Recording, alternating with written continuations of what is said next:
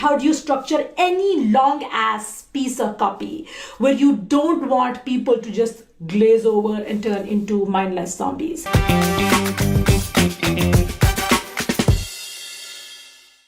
Hello, my darling persuaders. This is Bushra Azhar, and I'm here to talk about how bloody awesome I am and why you should buy everything that I put forth. Oh, wait, that's not me. That's everyone else on the internet, but that's not me. No, I'm here to teach you how to hack your way to rebuttal-proof arguments and back-button-proof websites. And I'm also here to rant about everyone else because my job is to make everyone else look shitty, because then in comparison, I will look intelligent and generous and great. Yeah, that's my evil plan to take over the world. And I think I'm winning at that shit. But I am also here with a topic that most people struggle with. And when I say most people, I am also including myself, because I also kind of struggle with it. And it's how do you structure, that's kind of the topic as to how do you structure your copy? How do you structure your sales page? How do you structure your blog post? How do you structure any long ass piece of copy where you don't want people to just glaze over and turn into mindless zombies? You really want people to be gripped, but you have just so much to say that it's kind of really hard to grip them because they keep slipping, because there's just too much copy and it's slippery copy, so they keep slipping. And today's episode is all about 5 idiot-proof methods to write copy that actually grips those scanners and cynics and know-it-alls. And when I'm giving you these tips, I am talking about the most tricky piece of copy that everyone struggles with, which is the sales page. But you can use the same principles, the same methods, because they're idiot-proof. So that means you can use them for any piece of copy. You can use some of them for your social media post, especially those, the mini novels, the slippery copy where people kind of slip over and then just break their neck because it's just way too many words. You may not be able to use them in Facebook posts. May not be able to use all of these tips, but you can totally use them in different forms of copy on your, in a blog post, in a landing page, in your about page. So good tricks to have up your sleeve, but also good tricks to use. Don't just keep them up your sleeve. They will rot and die and turn your sleeve into a fungus-infused thing of misery. Don't do that. Use it. The reason I give you those tips, the reason I share all of this, a brilliant knowledge from inside my brain, is that you should use it. So please use it. Don't just learn it. Yeah, okay. So, who are scanners, cynics, and know-it-alls? These are people who will tell you, oh, we never read long form sales pages. Oh, I just scroll to the bottom of the page and I just read look for the price. Oh, I don't have the time or the patience to read all of these long ass things. And there are people who genuinely do this. There are people who are genuinely not attracted by too many words. There are people who look for places to kind of rest their eyes, and those people are called scanners. So whenever they're reading something that's a wall of text, they're naturally looking for something to place their eyes on, something to rest their eyes on, and those people are called scanners. But then there are people who naturally just assume, they have this assumption that anything that's a lot of words is basically bullshit. So those are the cynics who are always like, oh, it's all the same, and I will never find anything new, and all blog posts are the same, and all sales pages are the same, and all they're trying to do is to sell me, not sell them, but like sell to them. And then there are the know-it-alls, and the know-it-all are the ones who like, I know what this is going to say. I'm like, I know, I've seen it all. I know what this is going to say. And really, the tips that I'm sharing with you apply to all of these, because what they do is they take those aspects of your words or those aspects of your copy that would not only allow them to rest their eyes on it, but they would also allow these people to be like, oh, that is interesting. Even if they may not consciously acknowledge it, they will be drawn in, and they may still here's the interesting part. They will read your copy. They will read your sales page. They might even chuckle at some of the phrases that you're using. They might be interested. They might even buy from you. But they are still going to go on and say that we never read long form sales pages, because that's what human beings are. We tend to stay consistent with our point of views even if we've changed them. And we don't want to be embarrassed to admit that we were wrong. I have personally, and this is so funny, when everyone talks about the fact, if the person doesn't like me, the person is not going to buy from me. And it's true in about 99% of the situations, but I have personally paying clients who openly and publicly talk about all the things that I do, and they basically tell everyone how all of the things that I teach are really shitty. I know that they hate me. I know that they dislike me. I know that they are absolutely opposed to everything that I stand for, but they still buy from me. That is kind of the problem with human nature. If we want something, if we are drawn to something, even if we don't like it, even if we don't really agree with them, even if we have publicly renounced them, if we want it bad enough, we will go ahead and buy it. And that's so funny to me. But yeah, that happens to me a lot. Now, here's tip number 1. And tip number 1 is to have, I think we all know that we all need subheads, right? And when I say write copy for scanners, people naturally assume, oh, she's talking about subheadings. Oh, my sales page has subheadings. But I'm not just talking about subheadings. I'm not just talking about having those section breaks or those subheads in your sales page or landing page or blog post or whatever, or your about page. I'm talking about having intriguing subheads. Because if your subhead is just a description of what is going to be beneath that subhead, let's just say your subhead is something like, here is what is included in this product, right? That's a subhead. That is a subhead. It will make the scanner stop, because now the scanner has something where he can rest his eyes on. But it's not an intriguing subhead, which means that even if he stops and stares for it for a millisecond, there is nothing in that subhead to hook him. So what is the point of making him stop? Would you stop a random cute guy on the street just for no reason? Actually, you know what? Why would you stop a random cute guy on the street? Are you that kind of weird person? Yeah, I don't want to know you if you are, but yeah, if you're going to make someone stop, might as well do something with that person, right? Might as well hook them, might as well give them something that they would actually want to continue that stop point, not just move on, right? And that's where the intriguing subheads come in. Most people use their subheads as a descriptor of what's under that subhead, right? So the subhead would be something like, here's what's included, here's a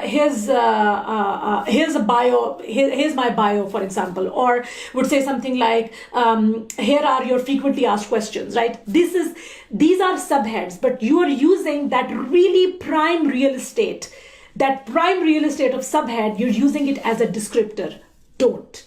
Instead, use something that is so intriguing, that induces that curiosity switch, that activates that curiosity switch, that makes me go, that makes me go, oh my God, I need to read this. Open an information gap, activate the curiosity switch, make it intriguing and interesting enough for them to want to read what's underneath. The purpose of a subhead is not just to make them stop, it's to make them stop and then read what's underneath. So intriguing subheads are really important. And I have done a ton of episodes on how to write curiosity-inducing subject lines. There is a full episode on curiosity switches, actually 8 persuasion switches, and I talk about curiosity switches as well, and we will link out to it. But really, the importance is that don't just use that prime real estate to describe what's underneath that subhead. Instead, use that prime real estate to create a sense of, oh my God, I need to know this, right? Tip number 2, desire building bullets. Now, I have a full podcast episode on how to write bulletproof bullets, how to write desire inducing bullets. Because again, bullets work for scanners, right? Bullets are things that make your eyes stop. So when you're reading it and you see bullet points, you're naturally drawn to it. But if your bullet point is just as an example. This is what it includes. Bullet point 1, 22 high definition videos, 32 PDFs. These are not desire-inducing bullets. These are just bullets that they would look at and then move on because it is not interesting enough. Instead, try to use that bullet, because again, a bullet is also a prime real estate, because those are things that your eyes are naturally drawn to, right? So write bullets that make them hungry for whatever you are selling, that induces that sense of desirability. I really want to know, I really want to get my hands on whatever you're describing in that bullet. And again, I have a full episode on how to write those kind of bullets, and we will link out to it. But again, desire inducing, desire building bullets are your tip number 2. Tip number 3 is what I like to call the FMR showcase.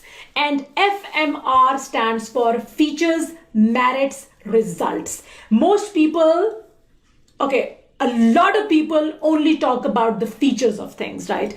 And I have nothing against features. I am all for features. But just mentioning the features of your product, 22 high definition videos or 42 PDFs, those are just features, and those alone do not induce people to be like, oh my God. It does not create that hunger or that desire. So FMR stands for features, merits, and results. So talk about the features, but then also talk about the merit of that feature. Why do you have 22 downloadable HD videos?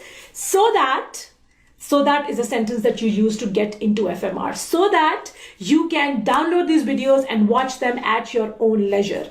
But that's where 99% of the people stop. They talk about features and benefits, right? And that's where they stop.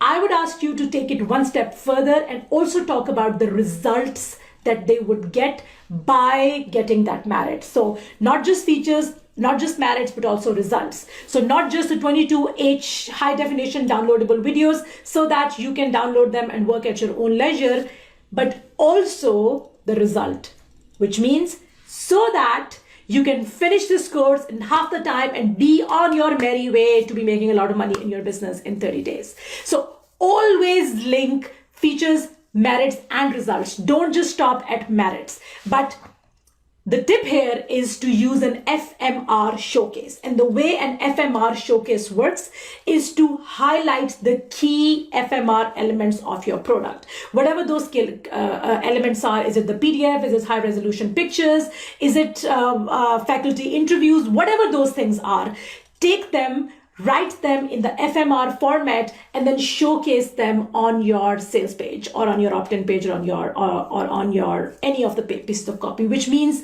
use something that copywriters call a Johnson box, Johnson box. But really the idea is that put it in a box, put it in a showcase. Don't let it hide in the copy. Don't let it disappear in the copy in that wall of text. Instead, take it out, pull it away, and then showcase it either in the sidebar, in a box, in a pretty graphic done and put in the middle of your page. Highlight it and showcase it. Do not let it hide in the rest of your copy. So FMR showcase is tip number 3.